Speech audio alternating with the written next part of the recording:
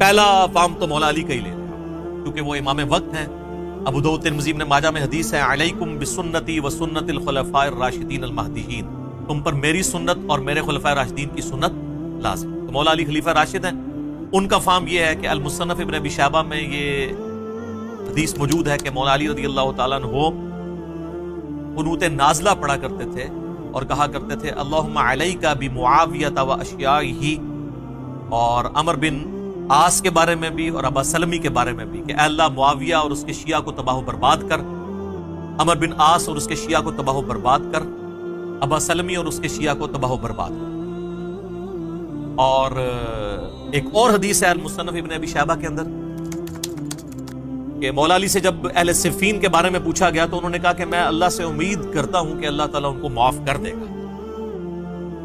امید کیا ہے؟ حضرت علی نے تو فیصلہ نہیں کرنا، وہ تو اللہ نہیں کرنا. پھر معاملہ میرے اور معاویہ کے درمیان اللہ کی عدالت میں طے پائے گا. تو یعنی اس لیول تک کہ حضرت علی اتنی ٹالرنس شو کر رہے ہیں کہ اہل صفین کی معافی کے لیے بھی تیار ہیں لیکن حضرت معاویہ کے لیے نہیں. یہ چونکہ وہ سرغنہ تھے نا، یعنی انہوں نے ایک پارٹی کو جو ہے وہ لیڈ کر کے تو خلیفہ برحق کے خلاف ٹکروایا. تو یہ بات بھی یعنی سمجھ آنے والی ہے. تو یہ پہلا فارم ہو گیا جی، یہ پہلا ریفرنس تھا جو اس حوالے سے ہم نے ڈسکس کیا، 2 احادیث سیدنا علی کے حوالے سے.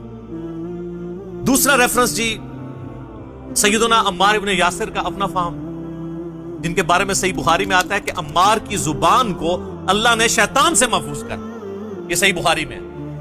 تو عمار سے پوچھ لیتے ہیں. عمار بن یاسر کا آپ حضرت علی کے ساتھ کمٹمنٹ کا لیول دیکھیں، 93 ایئرز ایج ہے. جنگ صفین لڑنے کے دوران اس وقت 93 کے تھے، وہ 37 ہجری میں شہید، 93 سال، بڑی عمر ہوتی ہے. تو عمار ابن یاسر کا فہم سنن الکبری البیہقی میں موجود ہے.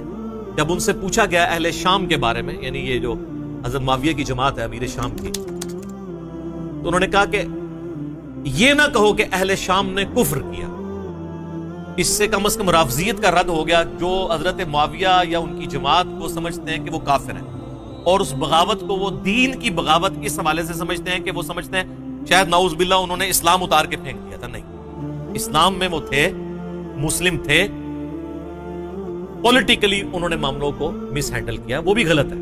اس میں عمار بن یاسر کیا کہتے ہیں؟ یہ نہ کہو کہ اہل شام نے کفر کیا، بلکہ کہو انہوں نے فسق کیا اور ظلم کیا. فسق کہتے ہیں گناہ کبیرہ کو. عمار بن یاسر کہہ رہے ہیں کہ اہل شام جو ہیں، اہل صفین، یہ فاسق بھی ہیں اور ظالم بھی ہیں، یعنی بڑے مجرمین ہیں، کافر. بس یہی میرا عقیدہ ہے جو عمار بن یاسر کا. ہم اس سے آگے نہیں جاتے، تو آپ بھی مہربانی کریں ادھر تک پہنچ جائیں. لہذا اہل صفین کو فاسق، ظالم، مجرم، باغی، دوزخ کی طرف بلانے والے، یہ سارے کے سارے الفاظ بالکل جسٹیفائی ہو گئے. عمار بن یاسر کا فہم بھی، سلف کا فہم بھی آ گیا. اب کوئی عمار بن یاسر کے فہم کو چھوڑ کے کوئی ریالوں والے مولوی کے فہم کو اپنا فہم مان رہا ہے تو اس کی اپنی قسمت ہے.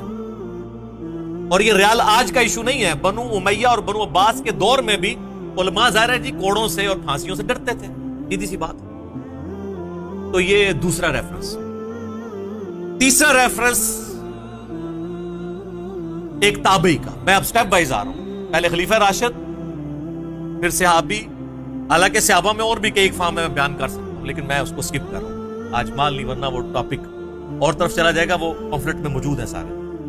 اب آ جائیں تابعی کے اوپر. صحیح مسلم میں حدیث ہے 4776.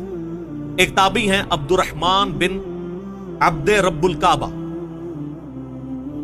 عبد الرحمن یعنی وہ تابعی ہیں، وہ کہتے ہیں کہ میں خانہ کعبہ شریف میں داخل ہوا. صحیح مسلم 4776. ایک کہانی شریف، تاریخ شریف نہیں سر، سب احادیث شریف چل رہے ہیں. تو یہ مولانا شریف نہیں ہے، مسلم شریف ہے 4776. کہتے ہیں میں نے دیکھا کہ حضرت عبداللہ بن عمر بن عاص خانہ کعبہ کی دیوار کے ساتھ ٹیک لگائے ہوئے ہیں اور لوگوں کو احادیث بیان کر رہے ہیں. اور اس میں وہ ایک حدیث بیان کر رہے تھے کہ اپنے امیر کی اطاعت ضرور کرنی ہے جو تمہارا حکمران ہے، اور اس کے اوپر ایمفسائز کر رہے تھے. تو اس شخص نے عرض کی کہ حضرت یہ باتیں آپ نے نبی علیہ السلام سے خود سنی ہیں؟ ان کا ہاں. میرے کانوں نے سنا، میری آنکھوں نے حضور کو دیکھا، اور میرے دل نے آپ کی بات یاد رکھی کہ امیر کی اطاعت کرنی ہے ہر حال میں۔ تو انہوں نے کہا کہ آپ کے چچا کا لڑکا معاویہ، یعنی یہ چچا زاد لگتے تھے نا، حضرت معاویہ اور عبداللہ بن عمر بن عاص کا جو بیٹے تھے، وہ تو ہمیں کہتے ہیں کہ ہم آپس میں ایک دوسرے کا مال حرام طریقے سے کھائیں اور آپس میں ایک دوسرے کو ناحق قتل کریں، جبکہ اللہ قرآن میں کہتا ہے سورۃ النساء نمبر 29 کہ حرام طریقے سے ایک دوسرے کا مال آپس میں مت ہڑپ کرو اور ایک دوسرے کو قتل مت کرو۔ آپ بتائیں اب ہم اللہ کی مانیں کہ معاویہ کی مانیں؟ اب یہ ظاہر بڑی ایک سخت بات تھی، تو حضرت عبداللہ بن عمر بن عاص نے تھوڑی دیر تک خاموشی اختیار کی اور پھر سر اٹھا کے کہا کہ معاویہ کی اطاعت کرو ان کاموں میں جس میں وہ اللہ کی اطاعت کے اندر تمہیں حکم دے، اور معاویہ کی نافرمانی کرو ان کاموں میں جس میں وہ اللہ کی نافرمانی کا حکم دے، اور یہی عقیدہ مسلمان کا ہوتا ہے۔ بخاری اور مسلم دونوں میں حدیث ہے، مولا علی کہتے ہیں نبی علیہ السلام نے فرمایا کہ مخلوق کی اطاعت صرف معروف کے اندر ہے، اللہ کی اطاعت کے اندر ہے۔ اگر وہ اللہ کی اطاعت سے باہر کی بات کریں گے پھر ان کی اطاعت نہیں کی جائے گی مخلوق۔ یہ اکثر بولے پوچھ رہے ہوتے ہیں جی میری ماں کہتی ہے بھی داڑھی نہیں رکھنی ہے تو اب میں ماں باپ کا حکم مانوں۔ یہ وہ بندہ ہے جو ماں باپ کے کہنے پہ کبھی دہی لینے کے لیے بھی دکان پہ نہیں جاتا، وہ داڑھی کے معاملے میں ماشاءاللہ لمحہ پہ جاتا ہے۔ اب میں والدہ کا حکم مانوں یا اللہ کا؟ ڈوپول ہے۔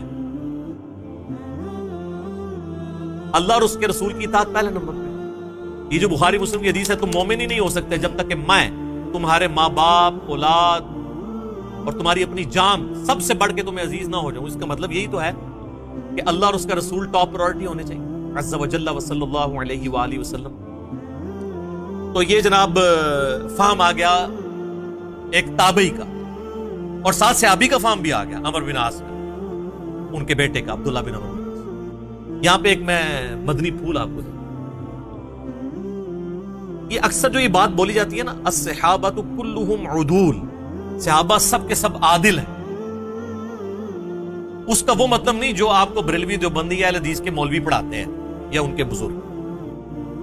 ورنہ یہاں پہ عبداللہ بن عمر بن عاص کو صحیح مسلم 4776 نمبر حدیث میں کہنا چاہیے تھا الصحابۃ کلھم عدول، سارے صحابہ عدل کرنے والے ہیں۔